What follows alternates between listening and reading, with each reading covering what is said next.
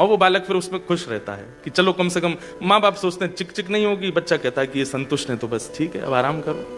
लेकिन वास्तव में वो बालक का निर्माण हो नहीं पाता फिर। ठीक वैसे ही कई बार हम बहुत अच्छा करते हैं, लेकिन रिवर्ट में हमको अगर नेगेटिव प्राप्त होता है तो इसका मतलब ठाकुर जी शुभचिंतक हैं और अच्छा हमको बनाना चाहते हैं और अच्छा तराशना चाह रहे हैं और अच्छा कुछ सिखाना चाह रहे हैं।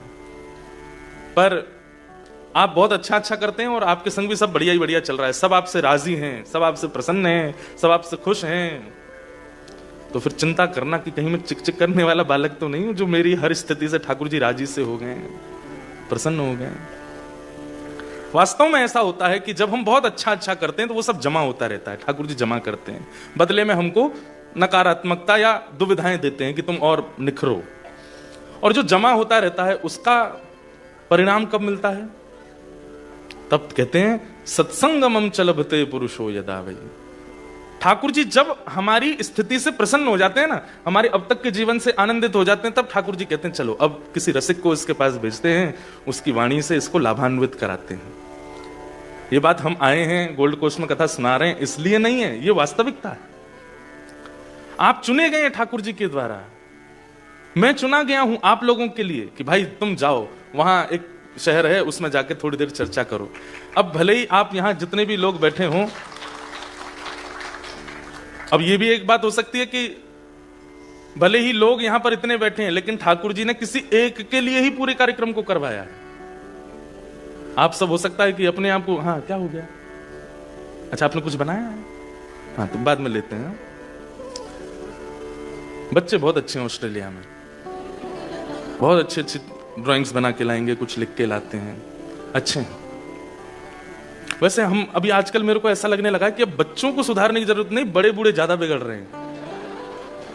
हाँ, बच्चे कथा में आते हैं, बच्चे सोशल मीडिया पे उनके कमेंट्स देखो, उनके मैसेजेस देखो, उनके क्वेश्चंस देखो, कथाएं सुनते हैं, फॉलो करते हैं, सब करते हैं। बड़े बूढ़े तो पता नहीं कहां जा रहे हैं आजकल एनलाइटमेंट की आवश्यकता बड़ों को है, छोटों को नहीं। छोटे तो हो रहे हैं, छोटे समझ रहे हैं।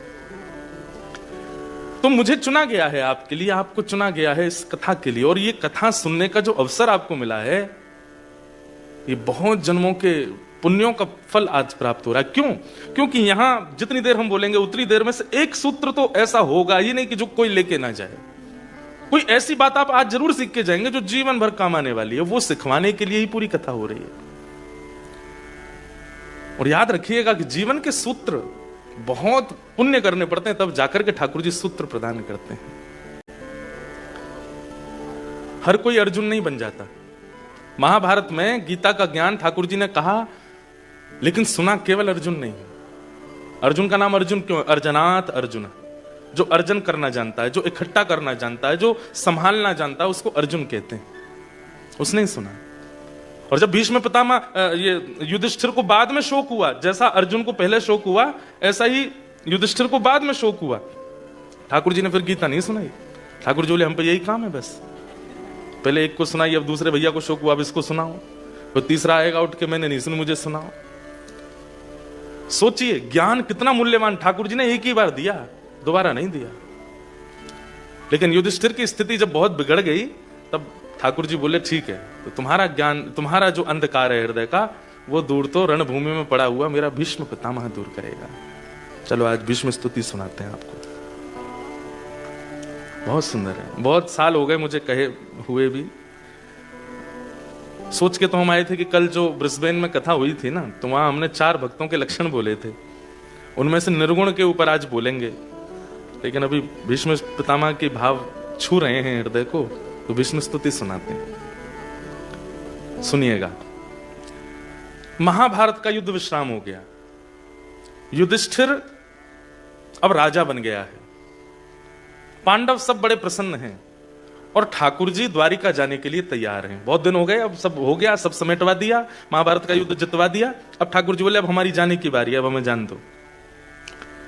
लेकिन जैसे ही ठाकुर जी रथ में बैठे तो पहले कुंती रोई, फिर कुंती ने स्तुति गाई, उत्तरा के गर्भ के बालक की रक्षा की, वो विषय बड़ा है।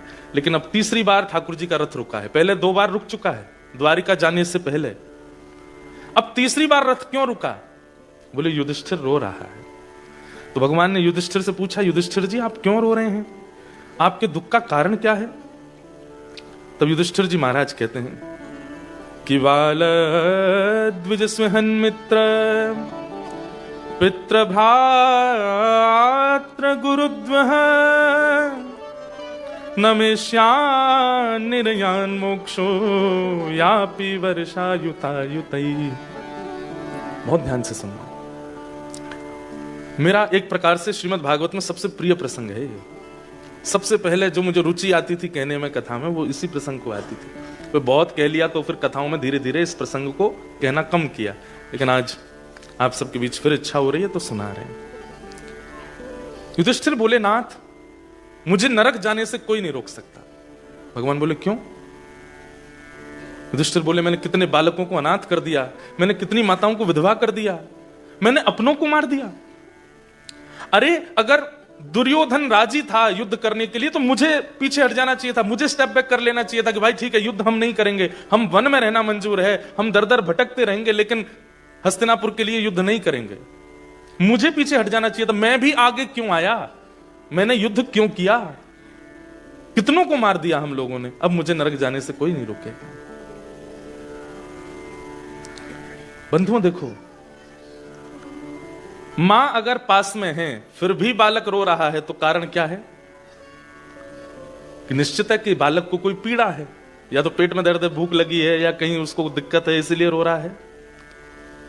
लेकिन मां पास है, पीड़ा भी कोई नहीं है, दर्द भी कोई नहीं है, पेट भी भरा हुआ है, फिर भी बालक रो रहा है, इसके पीछे कारण क्या हो सकता है?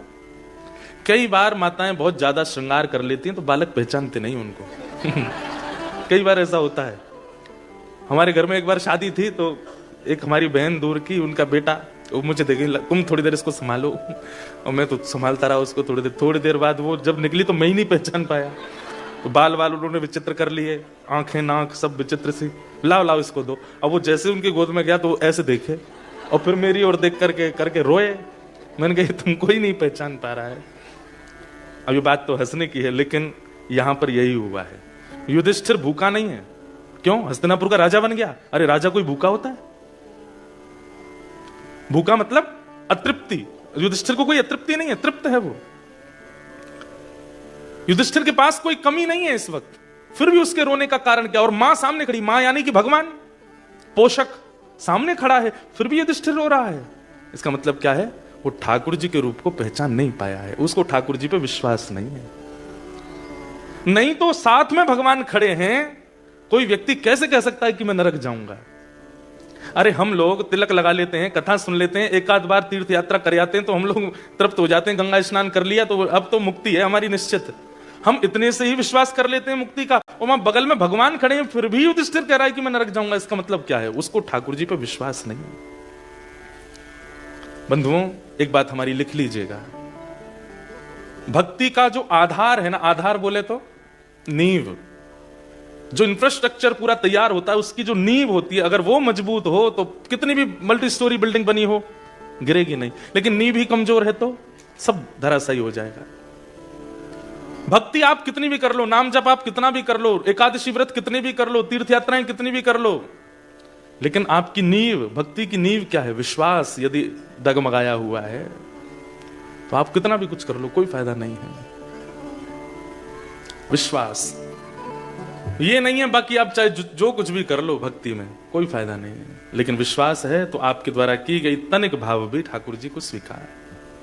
और केवल ठाकुर जी के नहीं, आपके जीवन के संबंधों में भी, चाहे वो पति पत्नी का हो, चाहे वो माता पिता पुत्र का हो, चाहे वो मित्रों का हो, चाहे वो सखत्व का हो, कोई भी संबंध विश्वास पर ही टिकता है।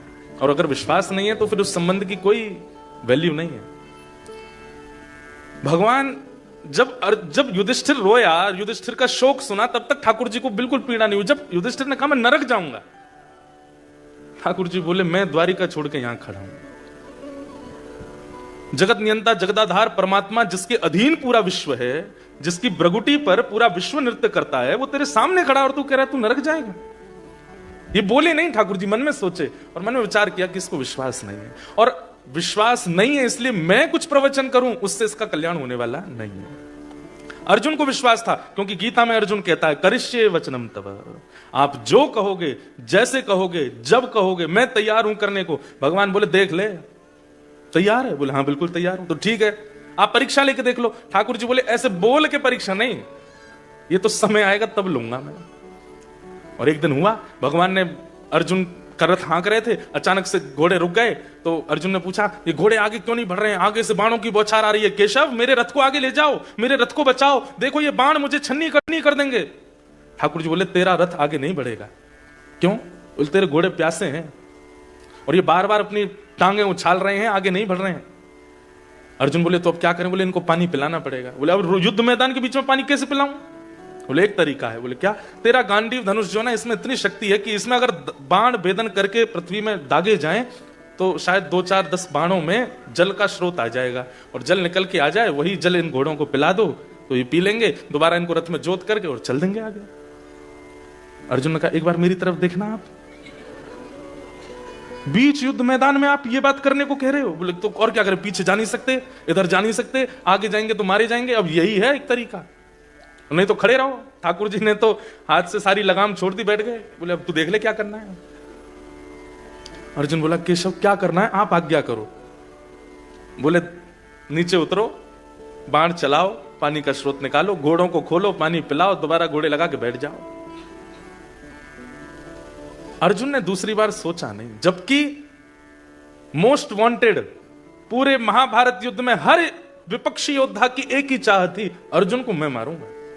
युधिष्ठिर को तू मार लियो, भीम को तू मार लियो, नकुल सहदेव तेरे चल बट में आ जाएंगे, अर्जुन तो मैं ही मारूंगा। और ये बात एक नहीं, हर आदमी कहता था। बोले नहीं नहीं अर्जुन को तो मैं मारूंगा। तीसरा नहीं नहीं अर्जुन तो मेरा है। वो अर्जुन जो सबका केंद्र बिंदु है। ठाकुर जी कहते हैं यही है, अब तो और कुछ तरीका नहीं है। तो अर्जुन ने भी दूसरी बार सोचा नहीं, तुरंत कूद पड़ा नीचे रथ से। जैसे ही बाण निकाल करके धनुष पर दाग करके पृथ्वी में भेदन करने लगा, जल का स्रोत निकाला, घोड़े खोल करके जल पिलाने लगा। इतने में ही ठाकुर जी समझ गए अब अर्जुन तुझे कोई नहीं रोक सकता युद्ध जीतने से, क्योंकि तेरा विश्वास अटल है मुझ पे, तू मेरी कही बात पर दूसरा विचार नहीं करता। और फिर ठाकुर जी ने उसकी रक्षा की। कैसे? जब अर्जुन घोड़ों को पानी पिला के दोबारा रथ में लगा रहा था तो अर्जुन ने विचार किया ये कौरव सब सो गए हैं क्या? इनको दिखा नहीं कि मैं नीचे उतर आया हूं? इनको पता, एक बाण भी नहीं लगा मुझे अभी तक। घोड़े बांधते जा रहा है और पीछे मुड़ करके जैसे ही कौरवों की तरफ देखा तो सब कौरव धनुष बाण ऐसे लिए, आंख खुली, मुख खुला हुआ है और बिल्कुल जैसे मूर्तिमंत स्टैचू की तरह खड़े हैं, और सब देख अर्जुन को ही रहे हैं। अर्जुन बोला ये कैसी लीला है? और अब जाकर के जब अर्जुन ने अपने रथ के ऊपर बैठे हुए सारथी श्री कृष्ण को देखा तो ठाकुर जी अभी तक तो द्वारिकाधीश बने बैठे थे, लेकिन अब मदन मोहन श्री वृंदावन चंद बन करके जैसे ही खड़े हुए, ललित त्रिभंगी स्वरूप धारण किया था ठाकुर जी ने। इतने सुंदर लग रहे थे, इतने सुंदर लग रहे थे कि सारे कौरव अर्जुन को भूल गए, ठाकुर जी को देखने लगे, उनमें ही मोहित हो गए, अपनी ओर आकर्षित कर लिया सबको।